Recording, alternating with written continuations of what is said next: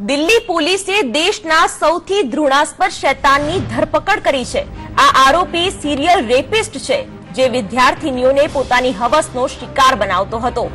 આરોપીએ પૂછપરછમાં જે કબૂલાત કરી છે તે સાંભળી તમે પણ ચોંકી જશો।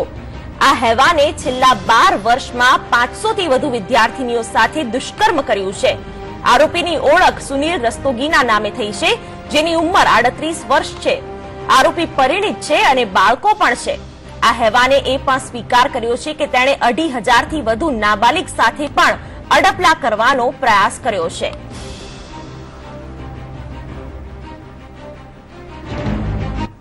कि आमतौर से हफ्ते में एक दिन ये रुद्रपुर से आता और अपनी पीडोफाइल लस्ट को सेटिस्फाई करने के लिए हमेशा 7 से 10 साल की बच्चियों को टारगेट करता था।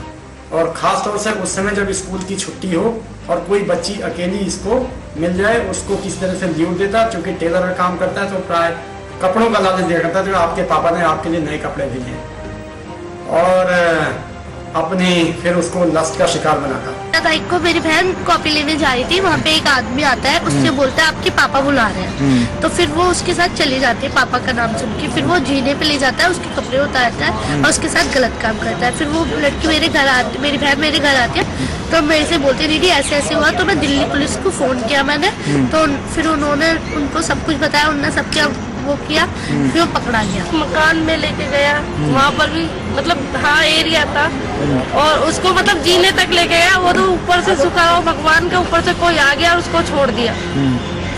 क्या बोल के ले गया था बेटी को? भाई ये बोल के ले गया कि आओ तुम्हारे पापा कुछ सामान देंगे।